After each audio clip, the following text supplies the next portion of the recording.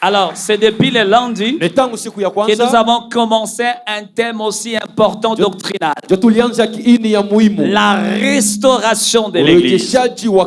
Et dans mon introduction, au-delà des fondements que notre papa a posés le lundi, la suite que notre pasteur Gesta a mis aussi, je me suis introduit en donnant la définition de ces deux grands concepts. La restauration et l'Église. Nous avons parlé suffisamment de l'Église. Lorsqu'on parle de l'Église ecclésia, nous avons dit que c'est l'ensemble des écaléos, c'est-à-dire l'ensemble des rachetés, l'ensemble de ceux qui sont appelés hors d'eux, l'ensemble de ceux qui sont sauvés, convertis, régénérés, et qui se réunissent dans une assemblée pour étudier la Bible, pour adorer Dieu, pour célébrer Dieu, servir Dieu et faire de Jésus le Seigneur de cette génération. Et nous avons parlé de beaucoup de choses là-dessus. Et nous avons dit que l'Église est un corps dans lequel il y a des membres et chaque membre a sa part. Chaque membre de l'Église a un rôle à jouer, a une responsabilité pour former un tout cohérent. Et donc l'Église en tant que corps, chacun de nous est d'une grande importance et d'une grande nécessité à cause de son appel, sa distinction, parce que chacun est différent de tout le monde et chacun a un appel différent des autres, et c'est ce qui fait de toi différent, distinct, et que sais-je encore. Nous avons parlé de beaucoup de choses sur l'Église. Je ne vais pas revenir là-dessus pour gagner le temps. Nous avons défini le concept de restauration. Le mot restauration, nous avons dit que c'est l'action ou alors l'acte par lequel je peux restaurer quelqu'un, je peux réhabiliter quelqu'un, je peux rétablir quelqu'un, je peux rénover quelqu'un, je peux renouveler quelqu'un, je peux réfectionner quelqu'un, je peux remettre quelqu'un en bon état. Ça s'appelle la restauration de vie. Et nous avons parlé de notre sous-thème que nous avons commencé le jeudi, le vendredi. Nous l'avons intitulé les étapes de la restauration. Les étapes de la restauration. Mais avant d'y arriver, nous avons donné la définition du concept étape. Nous avons dit que le mot étape signifie une phase ou alors un point spécifique ou alors un moment particulier dans un processus. Quand il existe un processus, dans le processus c'est comme un ensemble, mais dans lequel il y a des éléments qu'on appelle étapes. Et l'étape est une phase, est un moment, est un point spécial qui nous aide à achever notre processus. Et ici, il faut comprendre la restauration comme au fait étant un processus qui contient plusieurs étapes et des étapes qui soient clés. Et chaque étape représente un point de transition, un point de développement vers la finalité de ce qu'on poursuit. Chaque étape nous donne un point de transition et les étapes permettent d'organiser un cheminement ou alors d'apporter une structure qui nous aide à progresser vers la finalité. Et nous avons dit ceci: notre Dieu est un Dieu de processus. Notre Dieu, le Dieu de la Bible, le Dieu d'Abraham, Isaac et Jacob, le Dieu de cette église est un Dieu de processus. Dans l'accomplissement de ses plans, de ses projets, Dieu se soumet à un processus pour accomplir ses plans. Et nous pouvons le voir lors de la création. Dieu n'a pas créé en un seul jour. Il a créé dans un processus. Le premier jour, le deuxième jour, le troisième, le quatrième, jusqu'au septième jour où il se reposa. Et nous avons dit que dans le processus, nous pouvons voir l'accomplissement vers un objectif escompté. Et c'est là dans tout le domaine. Et nous avons donné un conseil selon lequel chaque fois que Dieu te mettra dans un processus, arrange-toi de ne pas sauter une seule étape.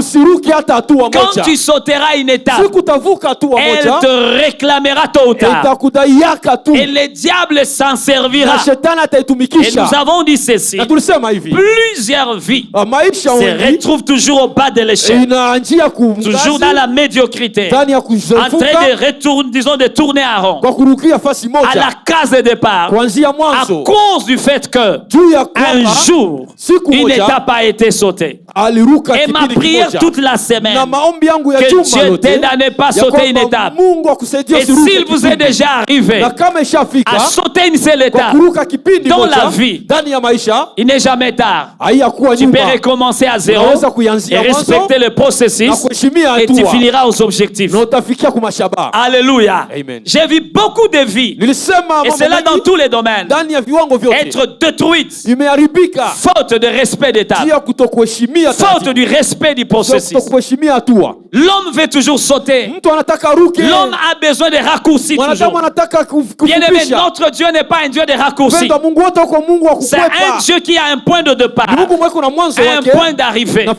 Lorsqu'il voudra accomplir quelque chose dans ta vie, dans ma vie, dans ton ministère, dans ton foyer, dans tes relations, dans tes fiançailles, dans tes affaires, même dans tes études, Dieu se rassurera qu'il a établi un processus dans lequel chaque étape est respectée. Et quand les étapes sont respectées, tu finis par saisir ta destinée, vivre ta destinée d'une manière authentique. Dis à ton voisin, ne saute jamais une seule étape. Alléluia. Nous nous sommes servis d'un texte, un récit que nous connaissons, qui est dans Luc chapitre 15 verset 11 à 13. C'est un récit qui nous donne le tableau, le portrait d'un personnage qu'on appelle le fils prodigue. Nous connaissons l'histoire. Je ne veux plus y revenir. Qui ne connaît pas l'histoire du fils prodigue? Je crois que tous nous connaissons l'histoire. Mais nous voyons comment cet enfant ou ce fils était dans la maison de son père. Il était dans un confort. Il ne mécanisait rien. Tout s'amenait de soi. Il n'avait besoin de rien. Il avait à manger, à boire. Il avait peut-être l'argent de poche. Il avait une très belle chambre. Il avait un très bon lit. Il avait tout ce qu'il pouvait vouloir avoir.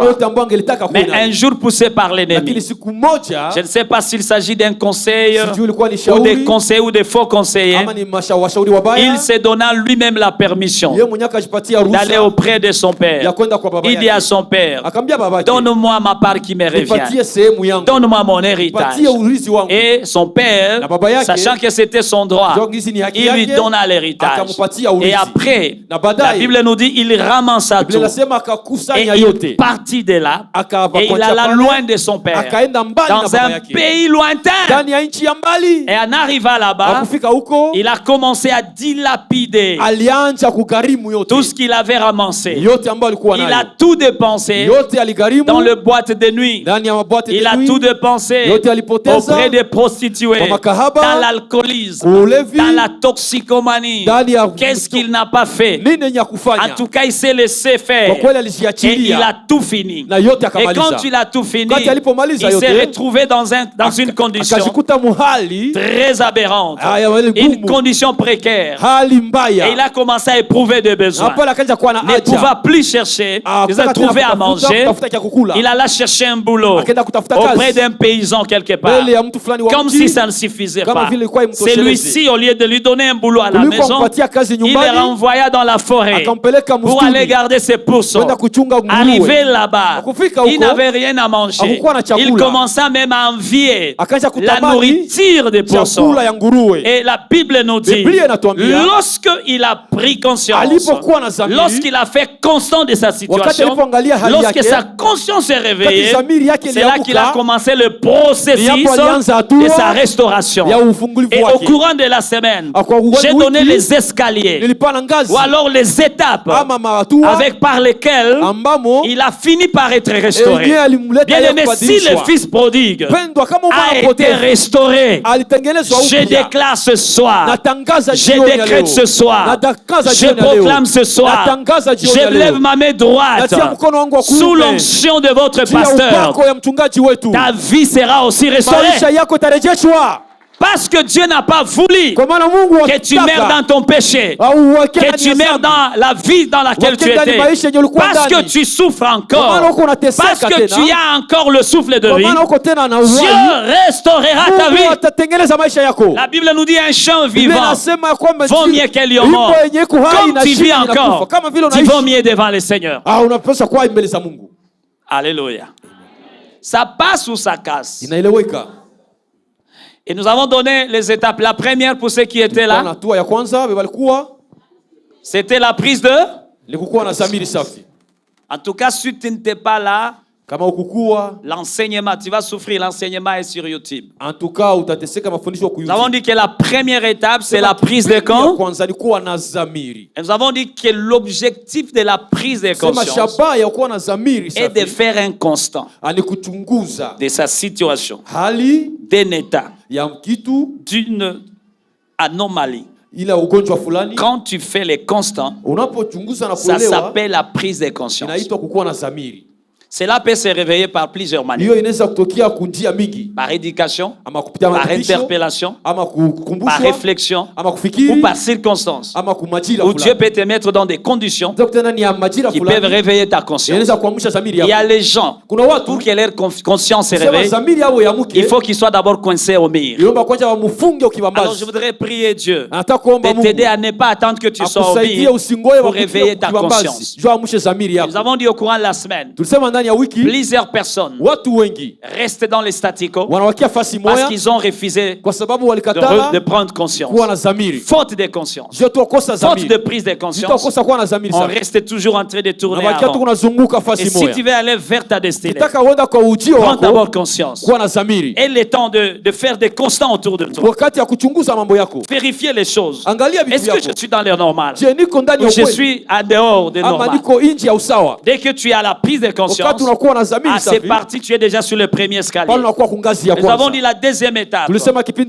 C'est quoi? L'examen de conscience. Il y a la différence entre la prise de conscience et l'examen de conscience. Nous avons dit l'examen de conscience, c'est un moment maintenant de réflexion sur les constants que tu as fait. Tu te rends compte que je suis malade. Ça, c'est la prise de conscience.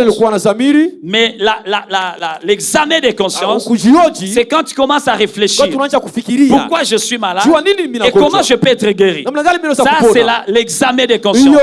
C'est ce qu'on appelle l'introspection. Quand tu as fini la prise de conscience, tu as besoin maintenant de faire l'examination. On ne peut pas examiner ce qu'on n'a pas. Il faut d'abord avoir la conscience pour l'examiner enfin. Alléluia. Amen. Troisième étape, vite. C'est la prise de décision. C'est le processus par lequel une personne ou un groupe prend ou choisit une option parmi plusieurs. Alléluia. La prise de décision, c'est lorsque maintenant tu dis, je dois aller vers la solution. J'ai fait le constat de ma situation, j'y ai réfléchi, maintenant je prends la décision d'aller chercher la solution. Bien aimé, aucune chose ne se fera sans décision. Et hier j'ai dit ceci. que la vie de tout homme est une succession de décisions. Et que la qualité d'une vie dépend de la qualité d'une décision. C'est pourquoi chaque fois que tu voudras prendre des décisions, réfléchis 1000 fois avant de choisir une option parmi plusieurs. Parce que ton avenir et ton devenir dépendent de ta décision d'aujourd'hui. Tu es le résultat aujourd'hui de ta décision d'hier. Tu seras le résultat demain de ta décision d'aujourd'hui. Ne prends jamais la décision n'importe comment, sous la colère ou alors bêtement. Réfléchis d'abord. Prends la décision avec sagesse, avec intelligence, avec discernement. Sinon une décision soit peut t'amener en enfer, tout comme une décision peut t'amener au paradis. Souviens-toi que c'est au nom d'une décision que ta vie a été détruite. Mais aussi, souviens-toi que ta vie a été restaurée au nom d'une bonne décision aussi. Ici, je voulais faire une interpellation. Si après introspection, tu te rends compte que tu avais pris de mauvaises décisions, cette semaine est une semaine que Dieu te donne pour revoir tes décisions et reprendre de bonnes décisions et réorienter les décisions. Alléluia. On a dit quatrième étape, c'est la repentance. J'ai pris conscience, j'ai examiné ma conscience et puis je me suis décidé en prenant le choix d'une option selon laquelle je dois chercher la solution à mon problème. Maintenant, quand vous y arrivez, vous devez faire ce qu'on appelle un demi-tour. Et ça, c'est le produit de la décision. Quand tu prends la décision ici, c'est-à-dire, ce qui te reste, c'est de faire un demi-tour. Renoncer à la direction dans laquelle tu étais et revenir à Dieu. Alléluia. La repentance implique un changement. Pas n'importe lequel, un changement profond dans les pensées, dans les sentiments, dans les comportements, dans la volonté personnelle. Ça implique le changement de direction, le changement de mentalité. Ça implique le retour à Dieu pour avoir reconnu ses erreurs. Et nous avons donné beaucoup d'étapes de la repentance. La prise de conscience de son péché ou son erreur. 2. Le regret. 3. La confession. 4. La prise de décision, l'attachement, etc. On a donné beaucoup d'autres étapes dedans. Et 5e étape, on a dit quoi? La délivrance. Et nous avons donné 3 dimensions de la délivrance. La délivrance positionnelle, la délivrance pratique et progressive, et la délivrance finale. Et nous avons dit ceci. La délivrance est biblique. La délivrance est biblique. J'ai expliqué beaucoup de choses hier. Si je m'y mettais, peut-être un jour je viendrai. Quand Dieu ouvrira la porte, je vais seulement parler sur la délivrance pour comprendre. Il n'y a pas une vie épanouie sur la terre dans le Seigneur sans délivrance. Il n'y en a pas. Et je peux vous le prouver bibliquement et par expérience. Alléluia. Et hier, on a parlé de beaucoup de choses sur la délivrance. Nous avons dit ceci. Selon Luc chapitre 4, verset 18 à 19. Jésus-Christ nous donne son projet de société. Il commence à énumérer les différentes missions qu'il est venu accomplir pour la restauration de l'humanité. Il dit, l'Esprit du Seigneur est sur moi. Il m'a oint pour annoncer la bonne nouvelle, guérir les cœurs brisés, toi, libérer les captifs, délivrer les captifs, ainsi de suite. Et j'ai expliqué chaque projet de société. Et j'ai dit ceci hier, que l'Église de Dieu devait suivre les traces de Jésus dans l'accomplissement de leur mission pour aider les gens parfaitement, d'une manière authentique, épanouie aussi et durable. Bien aimé, si tu n'es jamais passé à la délivrance, je vais te recommander de chercher la délivrance. La délivrance est d'une grande importance. J'ai donné beaucoup d'exemples hier. Comment nous avons besoin de la délivrance.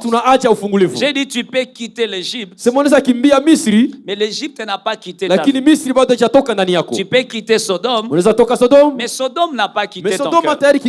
Lazare, tu peux quitter le tombeau, mais tu es toujours lié, enchaîné, bandé. Tu as besoin d'une seconde opération, la délivrance pratique, progressive aussi, pour être épanoui. Nous avons dit ceci, la délivrance positionnelle, qu'on appelle en d'autres termes le salut, la nouvelle naissance, la régénération, le changement, c'est pour nous donner la vie éternelle. Mais la délivrance pratique, c'est pour nous aider à jouir de notre vie chrétienne sur la terre avant d'aller au ciel. Et la délivrance finale, c'est pour nous amener au ciel. On appelle ça l'enlèvement, jusqu'à ce que Jésus vive avec nous à jamais. Bwana asifiwe sana. Amen. Et hier, on a parlé de quoi encore? C'était hier ou le matin? C'est le matin. Nous avons parlé de sixième étape, c'est quoi? L'abandon du mal. Vous êtes de très bons élèves. Regardez, j'ai pris conscience. Et puis après la prise de conscience, je me mets quelque part, je commence à réfléchir. Après la réflexion, je prends la décision. Après la décision, je dois me repentir. Après la repentance, je dois passer maintenant à la délivrance.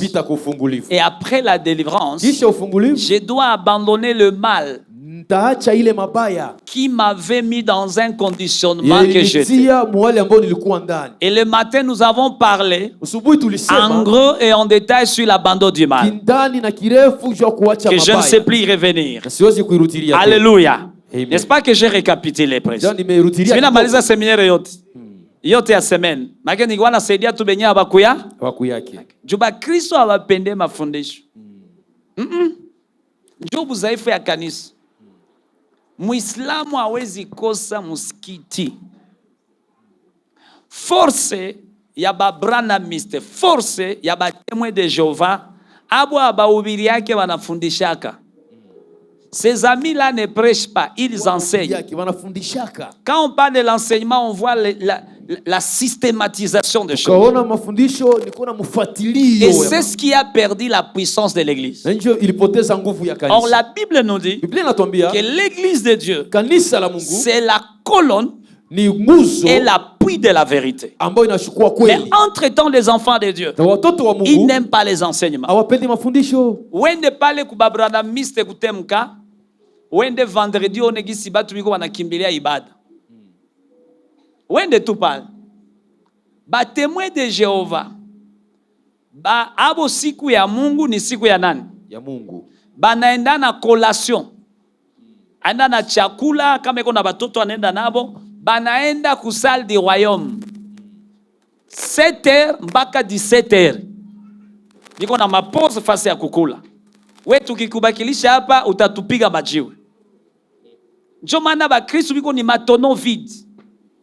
Na ndio maana kila hewe na babebaka. Tunaweza shituka kesho ushakuwa tu branamisa sio lisha verite. Haiko verite bali kuconvaincre juko tono vite. Kabisa. Nishajua verite. Mbona ukiwa kanisa? No, nishajua kama kwa baba na mke mbili kumbe haiko zambi. Baisha kukuavoir juu mkichwa wako hamuna kitu. Parce que bale batu banapendaka bakiwa kama uiwe kitu. Batakuikalia. Angalia témoin de Jehova. Akikutembelea ya kwanza. Anakuta huko vide, huko burike, huko mbendre. Muimani. Hauye kitu. Atakuya tena kesho. Kabisa. Anakuikalisha mwito. Anakia kesho yake. Me akisikia unamfanyisha bras de fer. Hautamwona tena. Parce que ashaelewa huyu anafanya. Anajua huyu. Probleme yako hapa asubuhi niliambia watu, kuko mtu hapa nikitia $1000 hapa, mimi naambia nipatie tu verset 10 zenye ziko parker. Utaona mimi narudia na lari yangu. Mimi narudia na mitaa yangu yote bila amua kutosha $1. Que le Seigneur nous aide. Bwana tusaidie. Aimer les enseignements. Tupende mafundisho. J'ai dit à l'église, à l'église, j'encourage les amis à lire la Bible plusieurs fois. Nilibaonesha mtoto wangu mwa asubuhi aisha soma Bible 7 fois. Na iko anasoma la 8e fois Bible. Jo tutaimba buporo mingi kuimba tu. Na hivi tushayo kama huduma mwani kwaya. Njoo shi wote tuko mkwaya tu. Kwaya njoo kwaya. Memukichwa hamuna kitu. Na mu composition zenu tunasikiaga kama hamuna uko na danganya ile vile vitu uko nasema mu composition yako habiko mu Biblia. Kwanza ungelipasha compose na kujibeba mu studio na uyaona pasera corriger bio uko nafanya. Kabisa. Kisha unatia kusede vitu bongo uko na danganya. Ujisaidie na mbingu zitakusaidia ni bongo. Na, ile verse haiko. Aide-toi et le ciel t'aiderait na kwaka. Haikuwaki. Kanisa tupende maneno ya nani? Ya Mungu. Ya Mungu. Soma Biblia usiku na mchana. Hautashinda majaribu ya hii dunia bila kujua maandiko. Kabisa. Yesu yu mlangoni anarudia. Kama hauna maandiko ndani mwako utashangala. Utashangala. Niliambia watu fasi mwevi nikawaambia hivi. Leo tushafurahia ima Biblia za Mungu. Telefoni. Saizi zangu zenye nilikia nazo. Mungu anisamee nilikia na Biblia za telefoni. Ni mzuri, ni teknolojia tunashukuru. Me hata vile niko na Biblia 7 kunyumba. Parce que angalia piège ya shetani. Bien aimé, woko na furahia nani koma teknolojia, mais déjà ni piège bila wewe kujua. Nafurahia WhatsApp, internet, sawa, ni mzuri na vinatusaidia. Sinjua mimi niko natumikisha hapo. Meangalia mpango wa shetani. Biblia inatuambia siku za mwisho zile siku tutatafuta neno tafani. Talikosa. Mnajua ile verse? Sasa tuko tunaenda kule. Niko nenda pole pole juu ni kueleweshi. Sansera rien nianze ya mayama hapa nitoke Yasho ase nilihubiri. Ulikuwa wapi kwa Hermon? Au ni peke mimi natoka Yasho hapana. Foni kueleweshe vitu. Sasa tuko tunaenda kule kwenye tutatafuta neno tunafanya. Walikosa. Na benzetu Baislamu baisha jua ile. Leo Baislamu baisha kuwa na madrasa yenye bananza fundisha Qur'ani kubatoto kuanzia kumutoto wa 3 za kupanda. Na leo kulisha kuwa seri ya batoto benye mutoto kapata hivi kalisha maîtriser Qur'an yote mwanzo mpaka mwisho kuanzia surate ya kwanza mpaka surate ya mwisho. Ukipatia ule mtoto mikro anaanza reciter Qur'an yote. Jia nini biko wafa vile? Nabo iko sawa alishasomea andiko. Oro abo ni Qur'an. Kitabu yabo ni tukufu shie tu nitaka takatifu. Mena boba nasema hata kesho bangitukataza Qur'an. Tunaweza ita tu katoto moya kananza ongea na tuko tunaandika tena Qur'an ya mpya. Unasikia plan ya benzetu? Jo kwenye Biblia nasema batoto ya giza biko na akili kushinda batoto ya nuru. Sasa angalia kwa tuko tunaenda. Leo tulishafurahia Tukiangalia hata hapa tukifanya examen tu, tunasema tu Yesu akirudia saa hii anasema ni kwa mfano. Asi hivi mimi nakuya kwa Hermone, mimi nakia beba tu benye biko na mabiblia en papier. Nani mwenye niko na bahubiri mimi nabaki? Au shangal? Unashangala au shangal? Parce que hatuna mabiblia shi. Angalia mena piège ya shetani. Leo hizi ma teknoloji, hizi ma telefone zote ziko gere na www. Biko na serveur central. Ça va arriver un jour. Banatuacha tubakie na hii mabiblia tunafurahia. Kisha maimprimerie zenye zinaimprima hii mabiblia. Saba ta imprime na hakuna mwaikuwa nauza, banafunga milango. Tuko pamoja? Batafika niveau kusema uuze Biblia ya papier, bo haikuinteresse juu unaweza telecharger hata version 18 unaziweka mu telefone. Sasa Biblia ya papier haikuinteresse tena. Kwanza ni charge nini zamani walikuwa tunaenda tuna Biblia yapata hivi mumi. Leo unaweza kuwa hata na Biblia yako mposhe, unaweza jendea niko na vyote humu. Bwana tusaidie sana. Mena saa yenye bana ile ma entreprise wala ma imprimerie zinafunga milango, aba imprime tena, bale ba sataniste batajaranje kwa banaanza kutuuzia hizi mabiblia zenye zingali. Utaona wanasema hivi, mtu tafutie mtu mwenyeko na Biblia tutamupa $20,000. Tuambiane tu kweli. Tuambiane kweli. Bwana, nani anaweza ruka 20,000? Parce que bale ba sataniste biko na pouvoir, biko tutaanza uko na ngapi bwana? Ninaweza takurangulia ya kunipatie Biblia. Kanisha ya kopi na sanipatie, mimi nakupa 1,000. 1,000 bal pa, mimi naenda 20,000. Bata ramasser les mabiblia zote mu monde. Après banenda vichoma. Batajirasire kama hakuna tena Biblia en papier.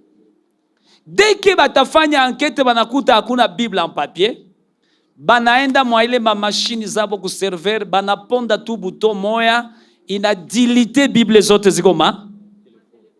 Utalamuka asubuhi hivi unafungula telefone hamuna tena Biblia.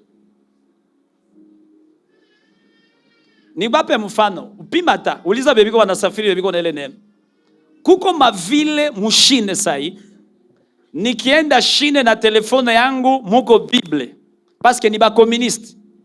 Nikienda sami nafika kuko vile nikifika yulu mu avion.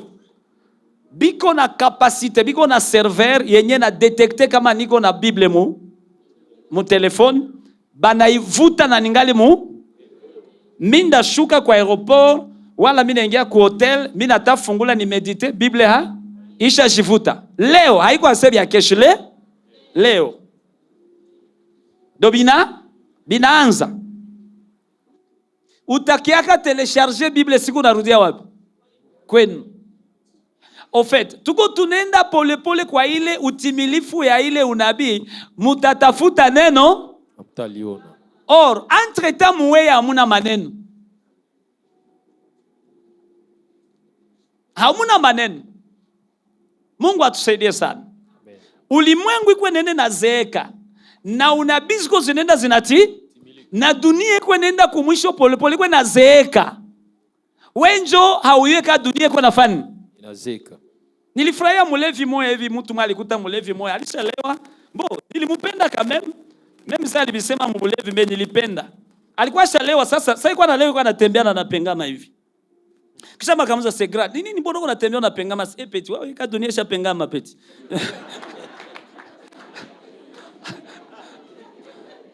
Bwana tusaidie sana. Manake ile kwiti yake alimwambia se peti dunia shapengama wende kuritimi ya nini? Ya dunia. Sasa wenje uko distrait, memulevi anayaka dunia shafani. Ishapengama. Ungali mu mabombe, ungali mu mabangi, ungali sijue mu mabusharati, ungali mu copinage, ungali mu mabongo, ungali mu mabitubitu, me dunia shafani. Shapengama. Hii vita muko munona hapa ya Putine na OTA. Au fait, tupende tusipopenda ni vita ya maandiko. iko inatukimbizia ku 3e guerre mondiale. Usiwaze taishi hapa. Haitaishi hapa. Itatufika hako shiboti. Utakuwa unakimbia ku maisha. Na maisha to ikimbia. Sina kwa na vitesi, hakuna maisha nasa maisha. Me ukikimbia ku Yesu, Yesu ndio maisha. Ndio uzima. Eske mimi nakusaidia mbele? Ndio pale Biblia nasema tutafute kwanza ufalme wa mbinguni. À un moment donné, faut qu'on aille kuacha vitu beko nafanya, unaenda jifungia maombi. Unaacha benyoko nafanya, unaenda sikia maneno ya nani? Ya Mungu. Juu leo ingali napa. Biblia nasema tutafute Mungu angali patikana. Njoo yuko anapatikana, iko tu hapa hivi. Mbona mukatala? Me kuko siku tamutafuta na kiona kuta milango zote zishafanya. Unaenda kwa pastor Samwa haiko. Asha jenda yake. Mungu atusaidie sana. Amen. Neno la Mungu. Mungu atusaidie sana. Amen. Alors, nilikuwa napenda nilete, je voudrais amener une ou des autres étapes et puis on va prier. Nakuleta vipindi vingine viwili baadaye tutaomba. Alléluia. La 4e étape. Kipindi kiangapi? 7e étape. Ya 7. Dis à ton voisin 7e étape. Ya jirani yako kipindi ya 7. Je vais voir si je peux donner la 7e et la 8e et puis on va prier. Le plus vite possible. Alléluia. La 7e étape. Est-ce qu'on peut citer avec moi les étapes? La première c'est. La deuxième c'est. La 3e. 4e. 5e. 6e. L'abandon du. Acclame-toi toi-même. Alléluia. Yes. Alors la 6e, c'est ta 7e. C'est l'attachement à Dieu. Dis à ton voisin l'attachement. L'attachement à Dieu. Quand nous voyons le fils prodigue, après toutes ces étapes, il s'attachait à son père. C'est la finalité des choses. L'attachement à Dieu est un point, est un thème crucial, important dans la parole de Dieu. Il souligne la relation intime et profonde que le croyant peut avoir avec son Créateur, fondé sur la foi, fondé sur la confiance, fondé sur la recherche de la direction dans sa vie. L'attachement à Dieu est une intimité profonde, est une intimité permanente d'un croyant avec son Dieu. Bien-aimé, une fois pris conscience, examiné conscience, repenti, décision, tout ce que vous voulez là, il est temps maintenant de s'attacher à Dieu. Bien-aimé, l'attachement à Dieu fera en sorte que ta restauration soit authentique, complète et même peut produire des fruits dans ta vie.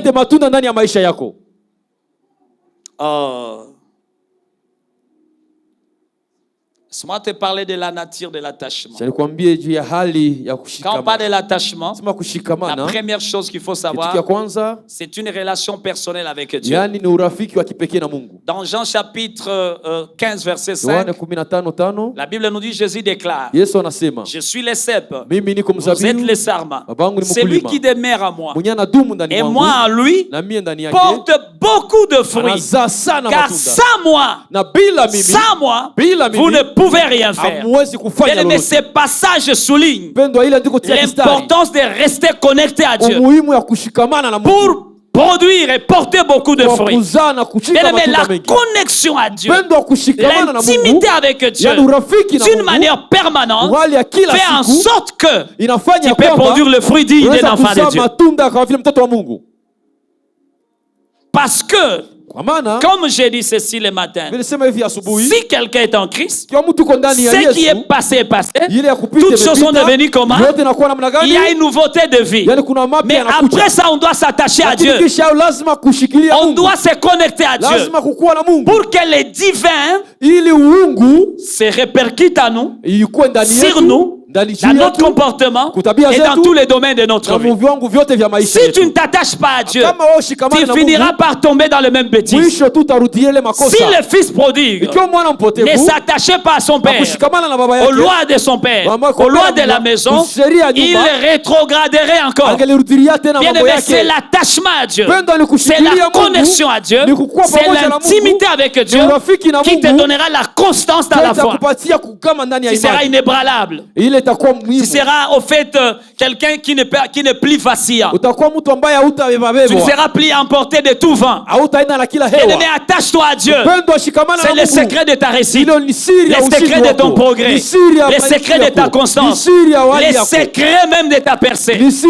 Attache-toi à Dieu chaque jour, chaque instant, chaque minute, chaque seconde, chaque tierce, chaque jour, chaque semaine, chaque mois, chaque année. Rassure-toi que tu as une intimité avec Dieu. C'est alors que tu seras l'homme selon le cœur de Dieu. L'attachement à Dieu nous donne la confiance. L'attachement à Dieu est également fondé sur la confiance. Lorsqu'on est attaché à Dieu, on a la confiance. On sait que je suis sous sa couverture. Rien de mal ne peut m'arriver. Et si ça m'arrivait, il me tirera. Il me délivrera. C'est comme ça que même Shadrach et Meshach et les autres se sont laissés jeter dans le feu parce qu'ils savaient que nous sommes connectés à Dieu, nous sommes attachés à Dieu. Il nous sauvera selon sa volonté souveraine. Exactement, quand ils ont été jetés, ils étaient à 3, mais la 4e personne les attendait parce qu'ils étaient en connexion avec lui. C'est comme ça que Daniel, il s'est laissé jeter dans la fosse aux lions parce qu'il savait que les lions de la tribu de Juda étaient en connexion avec lui. Lorsqu'il a été jeté, les lions naturels ne pouvaient pas consommer les lions surnaturels. Ils n'ont pas vu Daniel, mais ils ont vu les lions de la tribu de Juda. Et ils n'ont pas mangé Daniel parce qu'il était en connexion. Il était en intimité avec Dieu. Bien-aimé, tu ne sais pas l'intimité. Combien elle peut te sauver. Les démons auront peur de toi quand tu seras en bonne intimité avec Dieu. Les sorciers auront peur de toi quand tu seras en bonne intimité avec Dieu. Tu n'échoueras pas quand tu seras en intimité avec Dieu. Tu réussiras chaque jour, à chaque pas. La Bible nous dit dans Job, attache-toi à Dieu. Tu auras le bonheur et le succès. Tu auras la paix. Le problème que l'église a, on n'est pas constant dans le Seigneur. On est vacillant. On est emporté à tout vent. Tout mouvement qui arrive, l'église est dedans. Oh. Que Dieu nous aide. La Bible nous dit dans Proverbe 3, 5 à 6. Il dit, confie-toi à l'Éternel de tout ton cœur et ne t'appuie pas sur ta sagesse. Reconnais-le dans toutes tes voies et il aplanira tes sentiers. La confiance en Dieu nous guide et nous aide à naviguer dans les défis de la vie. La vie est faite des défis. La vie est faite de challenges. Mais malgré cela, si je suis attaché à Jésus, même quand nous allons rencontrer la vague, les tourbillons, le vase impétueux, parce que nous sommes avec Jésus dans la barque, il calmera la tempête. Quelle confiance! Tout ça, c'est le résultat de l'attachement, de l'intimité avec Dieu. Bien-aimé, écoutez, il y aura toujours des problèmes. Et la Bible ne nous dit pas qu'il y en aura plus parce qu'on est sauvé. Mais la Bible nous promet que Dieu nous aidera à traverser la vallée de l'ombre et de la mort.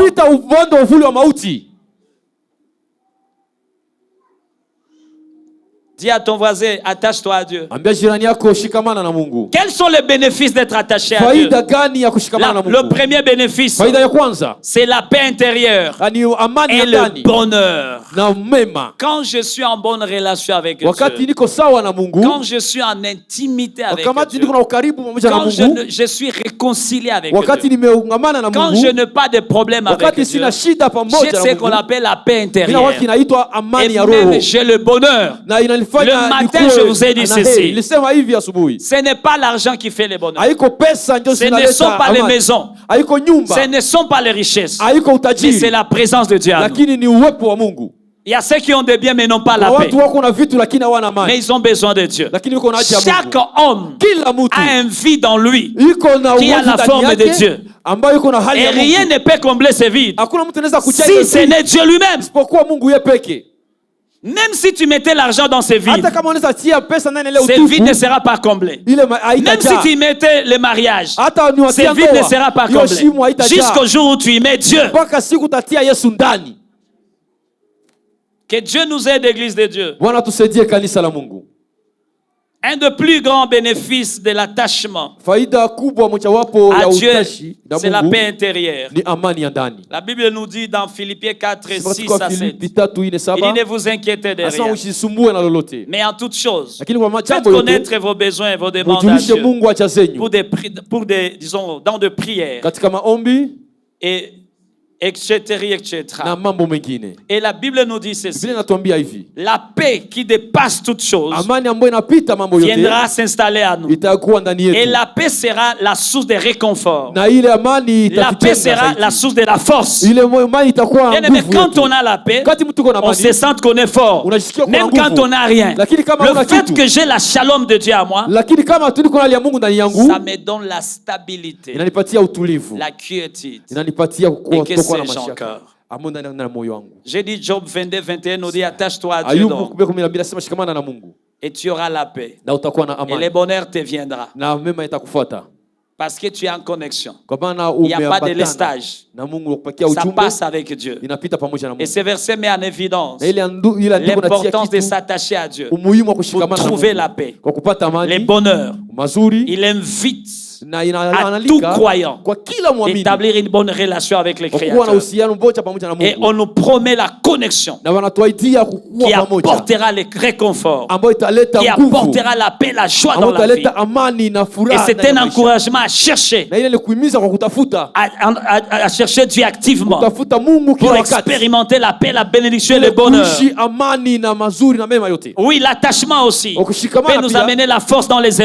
épreuves. kuleta nguvu ndani ya majaribu, Elle nous donne la force natupatia nguvu nécessaire Nguvu ya pour muhimu affronter les kwa épreuves. kushinda majaribu. Il est écrit dans Ésaïe Inaandikwa 40, ndani ya Isaya 31. Mais 40:31, ceux qui se confient en ambao l'Éternel wanamtumainia Bwana, renouvellent leur force. Bwana anawapatia nguvu mpya, Ils prennent des ailes wanakuwa na comme mabawa les aigles. kama Ils tawi, courent et ne wanakwenda se lassent sana, point. na Ils wanafikiria, marchent et wanatembea ne se fatiguent pas. na wachoki, La dépendance à Dieu, yali kukua la kwa Mungu, connexion avec Dieu, kushikamana na Mungu, l'intimité avec Dieu urafiki wa karibu na nous Mungu, donne la force d'aller plus inatupatia loin. nguvu ya kwenda mbali Nous zaidi, donne la force d'aller dans les airs, les inatupatia nguvu hauteurs. ya kwenda Nous zaidi donne la zaidi, force de ne pas nous fatiguer inatupatia nguvu ya dans kutokuchoka, la marche chrétienne. ila ndani ya Que Ukristo j'ai wetu, à manger ou pas, ya kukula ama que j'ai kutokula, des habits ou pas, niko na mavazi parce que je suis en intimité avec Dieu, ça me donne l'assurance, inanipatia ça me uhakika, donne la quiétude, inanipatia ça me donne la utulivu, certitude. inanipatia Je sais uhakika. que si aujourd'hui Najua kama hata je ne leo mange pas, mimi sitakula, demain je lakini mangerai. kesho ndakula. Si je ne me suis pas marié Hata kama aujourd'hui, sijaolewa demain leo, je me leo marierai. nitaoa na Si je n'ai kuolewa. pas d'enfant, Hata kama je sina peux en mtoto avoir leo, demain si Dieu naweza le kupata veut. kesho kama Mungu Si je anataka. n'ai pas le travail Hata kama aujourd'hui, sina kazi je leo, m'en fous. mimi C'est un sijali. problème, c'est une saison.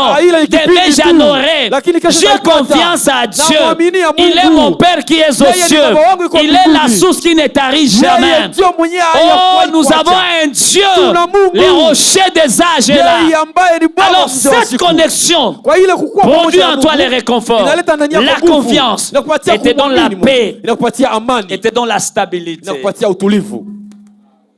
Ndio maana bapagani abatuelewaki. Unakuwa uko crise me utukufu ya Bwana iko juu yako. Juu yako. Mtu mwaliki yako nyumba sasa nimekopesha 20,000. Ah bon? Mimi nikamwambia non seulement sinazo mais niko na kadis mimi natasele unabii yako. Parce que unanitabiria. Basi Mungu alijua kazi sinazo. Sasa maana alikutuma sana nabii. Mimi ndio mimi nasote kwa occasion. Wewe ukianza kunilomba 20,000 mais mimi nisha comprendre kama mimi natanza kusema 20,000. Parce qu'il faut qu'on a kitu banitaka sensibilité spirituelle. Il faut qu'on soit sensible au mouvement Saint-Esprit. Saint-Esprit anaweza ongea na wewe kama uko sensible. Parce que je me suis dit mais anakan l'homme aliniona ko 20,000. Vous voyez? Aliziona au fait. Mimi ndio siaziona mais ziko mumie. Parce que biote benyo tapata kesho biko moe. Ni problème attend. Wakati. Alléluia. Amen. L'attachement à Dieu nous donne aussi la direction divine. Quelqu'un qui est connecté à Dieu. Quelqu'un qui est attaché à Dieu. Quelqu'un qui a une intimité à Dieu. Il ne prend jamais n'importe quelle direction. Il ne prend jamais n'importe quelle décision. Il est sous la guidance du Saint-Esprit. Il est sous la direction du Saint-Esprit. Avant de prendre des décisions, il coopère avec le Saint-Esprit. Quand on est ami de Dieu, Dieu te met dans son intimité. Dieu commence à te révéler ses secrets. La Bible nous dit les choses que l'œil n'a point vues, que l'oreille n'a point entendues, qui ne sont jamais montées dans ton cœur. Les choses que Dieu a préparées pour ceux qui l'aiment, le Saint-Esprit de Dieu le ramènera à la surface par la révélation. Par la révélation. Bien-aimé, ce que tu n'as pas encore vu aujourd'hui, ce n'est pas que ça n'existe pas. Ça existe, mais c'est un problème de temps, un problème de manifestation. Les jours arrivent où tu le verras. Tu le verras. Notre Dieu, c'est un Dieu de processus. Même dans la visitation, il ne visite pas seulement pour visiter. Comment renforcer notre attachement avec Dieu? La première chose, c'est la vie de prière. C'est mal la prière. Ici, je voudrais vous corriger. Ici, je ne parle pas du programme de la prière. Je parle de la prière comme style de vie. Un véritable enfant de Dieu ne doit plus avoir, quelqu'un qui a grandi spirituellement ne peut plus avoir de programme de prière. Il devait faire la prière son style de vie. Ça y est? Ukiona mtu angali na programme, mimi naombaka tu jeudi na vendredi. Bon, sawa, tout wakati ça c'est bon courage, mais ungali bébé. Ungali bébé. La Bible nous dit de prier sans cesse, sans relâche. Selon la Bible, le minimum de la prière, c'est 1 heure. Malake mu journée kama omba ke 1 heure, makongali mutoto bébé kwanza ongali mimba. Parce que Jésus a dit à ses disciples, vous n'avez pas prié même en d'autres termes. Le minimum possible d'un disciple de Jésus, c'est de prier pendant 60 minutes. Et le maximum, c'est de prier sans cesse. Mie kaniko mugari yangu mi peke. Mi sipoteze wakati. Mina kwa tukuvola niko rima saka shanta kariama. Lezu, mina piga sambusa. Rima saka shakata zela manda pipi la zanda la broka shik. Mineza toka keshero minenda muvile niko mipeki. Mtu akinilomba lift kama mimi naona dampa just pane lift kukila mtu tu bana mke sipapatie lift. Siku na niona sipima hata nilomba lift kama ngoma na mke. Hata mvulesha kupiga. Ukipata bahati ndio mimi naweza kupatia hata 2000 francs ukamate moto. Jusikie ni jaribia mugari. Sinjo hekima. Oh, niko sere, mie sipanake, amweke, kwanza mukikuwa batatu mimi ndabogopa, mnaweza ni viole mule. Bwana tusaidie sana. Unakuwa kutuko nomba Mungu, riba saka shaka. Hata niko munjia, kama mbele yangu hakuna mtu na nyuma yangu, mimi nakuwa, unaweza sasa niko najisemesha. Kama mpagani mchawa anaweza kuwa anajisemesha munjie kwa anainvoke. Jua nini mimi sifanye? Mina kwa tumjia baba katika jina la Yesu lande bosoko shoko. So na nikuta namna gani pastor mimi najitam. Sasa mimi nakuangalia natoka da malazu kandele bo shakata zeleka. Je n'ai pas le temps à perdre. Sina muda kupoteza. Un enfant de Dieu n'a pas de minutes. Tu dois prier dans le bureau. Tu dois prier à bord de ta voiture. Tu dois prier pendant la douche. Tu dois prier même quand tu dors. Même ton esprit doit être dans un état de prière, dans un état de veille. Un enfant de Dieu doit prier sans cesse. Sinon le diable va te cribler. Bien-aimé, prie sans relâche. Prie sans cesse. Prie partout. Prie n'importe quand. À toute occasion favorable ou non. Prie. C'est alors que tu seras en intimité avec Dieu. Quand on est ami de quelqu'un, on communique avec la personne. Il n'y a pas intimité sans communication. Kama uko rafiki yangu tunapasha ongea. Kabisa. Ukiona bwana na bibi habaongee tena maana hakuna kitu. Oro Yesu ni Bwana yetu.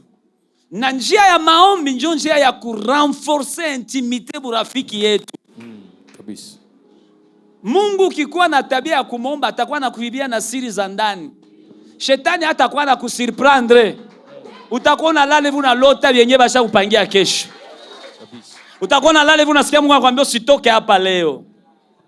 Utakuwa tunasikia parole de connaissance inaingia. Zamiri zako ziko wazi. Zinaangaziwa na Roho Mtakatifu. Esprit yako iko tu maombi. Iko nguvu shetani akusurprendre. Iko nguvu bachau bakusurprendre. Le problème que l'église a, nous ne prions plus. Nous prions quand nous avons des besoins. Nous faisons de Jésus notre garçon de course. Petit Yesu kia nikutume. Wende kwa nitafutie mariage kwanza. After mariage. Nitio le garçon, nani Yesu kuya hapa. Wende kwa nitafutie kazi. Mais siku unapata kazi ule petit unamwacha. Yesu haiko garçon de course. Rafiki yetu mimi si tumiki yake Mungu na siombe Mungu juu ya vitu. Mimi naombaka juu ya kuchunga intimite yangu na nani? Na Mungu. Na niko nachunga bingu. Deuxième façon de renforcer, c'est la lecture de la parole. Là, je ne vais pas y tarder. Je vous ai montré l'importance de la parole. Troisième façon, c'est la vie de communauté comme ça. Lorsqu'on se réunit comme ça, on est dans la présence de Dieu. On renforce l'intimité avec Dieu. Kuko Zambia hawezi fanyia hapa. Bwana, hata kama unasikia kiu ya pombe, bakikuletea tu luchupa hapa. Wewe peko utalukemea na bamasa watasema unakemea bora mbona ipigaka? Wewe peko utaambia kwenye niko saa hii pombe haina nini? Haina nafasi. Iko nguvu saa hii uamke mu usharati hata kama uko na pepo za usharati za kwenu. Iko nguvu. Antuko kituambia unasikia mwa ya usharati make kichwa chako haiko sawa, ifo tukuziko ulishakufa.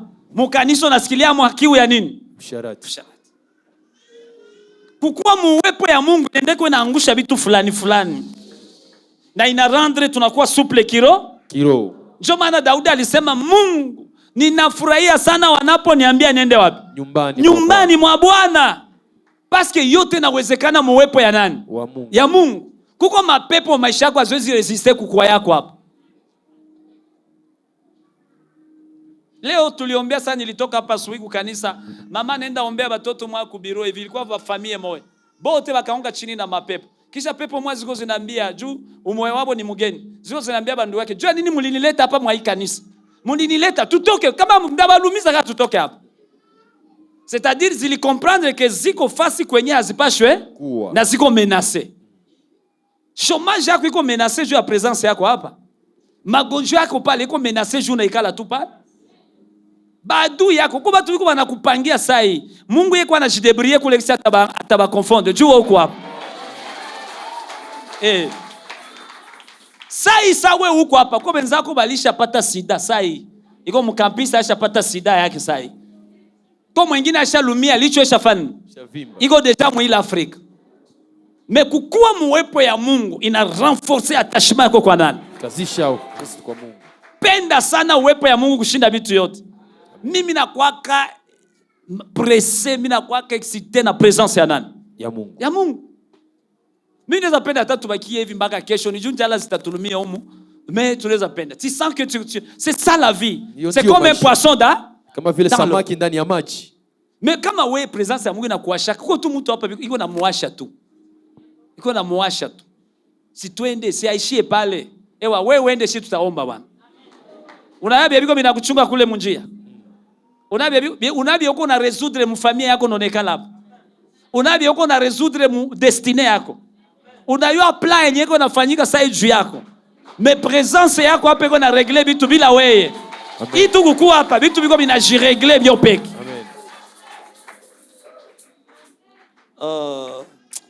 Saa zinapita, acha tuombe, mais dernière étape ni service. C'est ma service. C'est ma kazi. Unaona que tunashite? Je n'ai pas vraiment le temps d'entrer dans le service. Mais quand tu te retrouves dans un problème, tu dois prendre conscience. Après, tu fais quoi? Tu fais l'examen de... Après, tu fais quoi? Tu prends la D. Après la décision, tu fais quoi? Tu dois te repentir. Après la repentance, tu dois passer à la délivrance. Après la délivrance, tu dois abandonner le mal qui te faisait du tort. Après l'abandon du mal, pardon? L'attachement à qui? À Dieu. Et après l'attachement à Dieu, tu dois servir Dieu. On ne s'attache jamais sans service. Il n'y a pas d'attachement sans. Je ne vais pas trop parler, je voulais seulement dire ceci. L'objectif principal de la restauration, c'est que tu ailles au ciel un jour, mais avant d'aller au ciel, servir Dieu d'abord. Nous sommes sauvés pour servir et après aller au ciel. C'est tout ça. Si tu ne fais pas ça, tu n'es pas dans le processus divin. Tu es à côté de la plaque. Bien-aimé, ne reste jamais dans l'église sans rien faire. Ne chôme jamais dans l'église, c'est une erreur. C'est une désobéissance, une rébellion. Deux, c'est aller au loin des bénédictions attachées au service. Il y a une catégorie de bénédictions qui sont seulement attachés au service pour Dieu. C'est seulement quand tu serviras l'Éternel que Dieu te bénira. Il y a certaines de tes maisons qui sont cachées seulement dans le service. Il y a certains de tes véhicules qui sont seulement cachés dans le service pour Dieu. Il y a certains de tes contrats, même il y a certaines de tes promotions cachées dans ce que tu fais pour Dieu. Dieu te les donnera seulement parce que tu les sers. Pose la question à ton voisin, qu'est-ce que tu fais à l'église? Haufanyake kitu mkanisa? De, na franga zako zonasema zinatuma uke mkanisa hazifali yake Mungu? Oh, chantier zako hazifalie Mungu? Uko najenga nyumba ya Mungu inaharibika? Lakini unasema niko mkazi ya Mungu. Kazi ya Mungu ya wapi? Ona ya kazi ya Mungu. Utulize tukwambie kazi ya Mungu. Mi Mungu alinikimbiza mparcele yangu juu niachie kazi ya Mungu. Parcele nye nikiuzisha sasa hivi anapasha nipa $200,000. Leo niko mpangai parce qu'il faut kazi ya Mungu ifanye fanyike. Na kisha sasa Mungu atanipa manyumba na sasa pasere kwa naiba franc. Ushindwe kwa jina la Yesu. Wende loja kabisa. Vous savez le problème qu'on a, pasteur? Les gens aiment ils aiment commenter sur notre vie par rapport à notre aujourd'hui sans tenir compte de notre ailleurs. Watu wanatupenda kutusema leo bila kufikiria juu yetu ya kesho. Wewe sana nilikuwa mpagani au kuwa na mimi. Yesu ananiokoa haukunijali. Kwanza ukuyaka kanishaokoka. Mimi naanza kupita masomo ya Mungu hauko na mimi. Mungu ananiita ananiambia niache kazi zote hauko na mimi. Wako mbiashara yako kwenda tu Dubai, mimi uyeka huko kapeti mwa basha kataza bolo. Baka kisi Mungu ananiambia na acha nipe na vyako vyote. Mimi namwachia na kwangu. Mimi naenda kupanga. Udume na kiari puka na mimi naanza ona claire. Kisha nasema se pasteur aliiba. Wewe ndio mwizi. Mimi nakwambia mbaya. Hapana. Unajua kama baraka uko nazo, Mungu akukupatia baraka juu uko na akili kushinda wengine. Hapana. Mungu alikupa baraka juu ni provision. Ndio. Ya kuaccomplir vision ya maisha yako. Kabisa. Ndio maana uko na manyumba. Ndio maana uko na magari, uko na makonti bancaire. Juu kazi ya Mungu ende mbele. Kabisa. Tu tunatanza panda makanisa. Mtoto mwana niambia sevie siku tu mutapanda kanisa ya kwanza. Mimi nasikia nda batolea parcelle yangu mwevi. Si hiyo kwa nishaanza yombea sali niambia tu vile. Nishaanza piga magoti, Mungu ile parcelle, Mungu ile parcelle. Niko na ikalanga. Haiko juu kwa yangu, mais juu ya kazi ya nani? Ya Mungu. J'ai vu votre pasteur ici. Je vous ai dit que je l'ai connu, j'étais encore païen, mais je l'écoutais. Je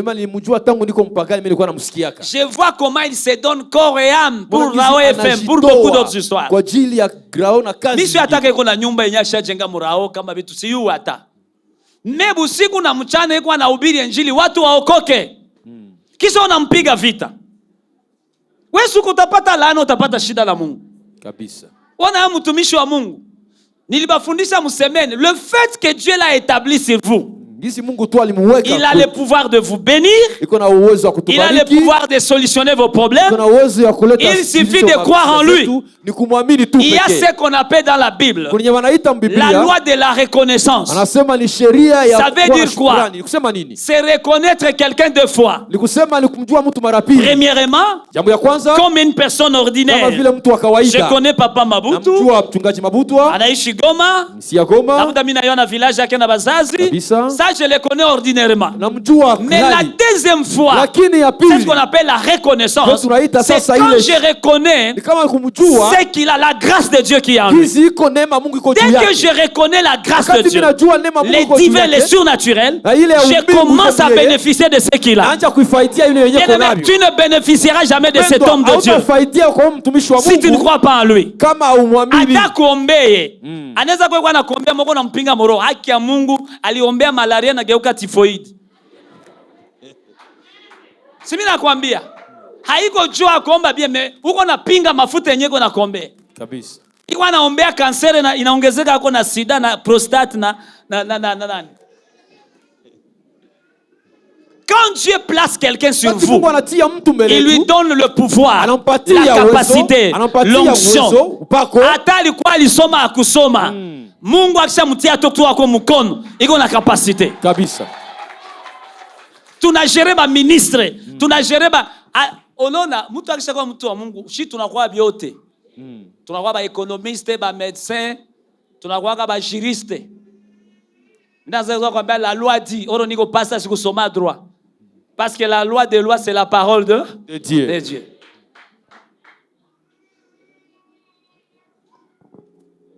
We kwanza hauna hata infra, hauna hata zero, ngali na 10,000 francs. Uko unacheza na vitu ya Mungu. Trump mwenyewe kuna franga kwa na ubiri injili. Na mwavini yenu habakuyuwe. Familia yenu habakuyuwe boto. Unaona tena uko mtoto wa nani? Oro ni familia wako. Mais Trump banamuyu kuna franga ni president wa monde entier, mais kwa anahubiri Yesu, anatangaza Yesu bila hai. Anaambia Waamerika mpende kwa shari na kwa mema, Biblia itarudia mjamaa. Nchi yetu inajenga juu ya misingi ya Mungu. Aba chawi ba demokrati naisha. Sanda kuwa hapa mie Mungu anapasha rudia kwa madhabahu yake. Kukiti yake. Wewe unashindwa kuhubiri injili. Unashindwa tumikia Mungu. Nikwenda maisha hapa sio ulikuwa hauna kazi, ulikuwa unashinda mchumba maombi hapa. Usiku na mchana unajazwaka. Na vya bongo na vya magumu tunaona uko nalia, kumbi ni mateso, tunazo unajazo kumbi ni mateso ndio uko nalia. Ulilala njala tunaona uko nalia, tunasema dada anajazo. Mais depuis ulipata kazi, ushakuwa anglophone. Kidogo na kidogo niko busy. Tena uye iprononcer, olia kusema busy ase niko busy. Sema Mungu tusamehe. Mungu tusamehe. La bénédiction devait te rattacher à Dieu encore. Baraka ya kushikamana na Mungu. Bien-aimé, que rien ne te sépare de Dieu. Ni l'élévation, ni la promotion, ni la richesse, ni le bonheur, ni la stabilité. Que rien ne te détache de Dieu. Mungu. Écoutez le message que je viens te donner ce soir. S'arrêter, tu peux oublier, tu n'oublies pas ça. Sers Dieu et Dieu te servira. Sers Dieu et Dieu te servira. Sers Dieu et Dieu te servira. Je disais, sers Dieu et Dieu te servira. Je répète, sers Dieu et Dieu te servira. Je connais ce que je t'ai dit. Je sais ce que je t'ai dit. Mina yobe niona nakwambia tumikia Mungu. Na Mungu atakutumikia. Kabisa. Mimi kuko vitu si mu maombi yangu. Niko mu maombi hapa ya miezi 7 na bibi yangu. Tutamaliza le 30. Jeune prière ya miezi 7. Siko naomba franga, niko naomba upako, hekima, akili. 2016, mimi na bibi yangu tulikuwa maombi ya 365 jours. Ya jeune prière. Hatukuomba franga, ni tu tunaomba kazi ya Mungu. Na ningali hai malgré miaka yangu equilibre iko. Wewe juu ya mabombe nikikwambia ushimame hivi utaanza nongali jeune. Mais equilibre iko nikikwambia miaka yangu hautetika. Si hapa niko saka garçon na wewe peke ka garçon. Nikitosha bagi hapa mimi napasa ku dragon na itika kumi nikapapa. Miaka mingi sana. Lakini juu ya kazi ya Mungu ningali mimi wote. Haleluya. Amen. Mimi naweza fata kasporo kidogo. Haleluya. Hii ni raha ya munani? Ya Yesu. Ya Yesu.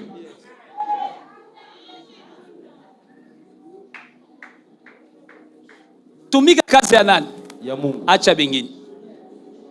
Kisha Mungu atafanya. Atakubariki. Atakutumikia. Leo kuko kwa mimi nenda masomo yangu ingenifikishako. Mainchi zote nishenda ndani masomo yangu ingenifikishako na bazazi yangu abafikako. Bali kufa abafikako. Leo niko na magari, siuze gari. Mimi nakuwaka hivi mbele nipa gari. Nilienda kuhubiri Bukavu tu niko na kuhubiri hivi. Mgeni mmoja tu anasema, mimi nasikia nikubariki na gari. Kanipa gari ya ite. Kisha nakamwambia pastor, lakini tunafanya makosa, tunakupa gari acha tupatie na mchungaji wa kanisa. Naye akampa gari. Nikakulia kumazao yake na akakulia kwa unction.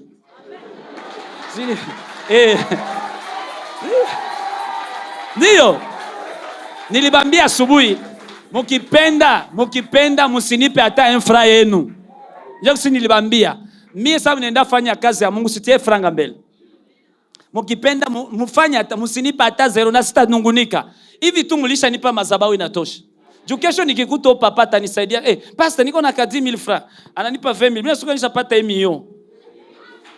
Kesho mimi namkuta ku barriere ananipitisha. Kesho mimi namkuta kwa aeroport anafanya. Ulishakia tuhubiri kwa Hermon. Kesho mimi namkuta sijue kama wapimu mashana. Njoki si mimi naendaka. Kote mimi naenda mu dunia. Mimi nakuta mu aeroport watu pastor repeat. Unaniua se ulishatuhubiri. Kazi ya Mungu, il n'y a pas le plus bon métier que servir Dieu. Hakuna kazi nzuri sana vile kutumikia Mungu. Inatubeba fasi yote na ba general. Nilibapa ka ushuhuda gisi nilienda ubiri Kinshasa. Gari inakia nichunga upieda. Tena ile gari ya bakubwa inakia nichunga. Niko na bibi yangu, mimi naambia Sheruli Fabia huko nikatalaka. Ungenikatalaka huko nakula kwa imara. Tunashuka.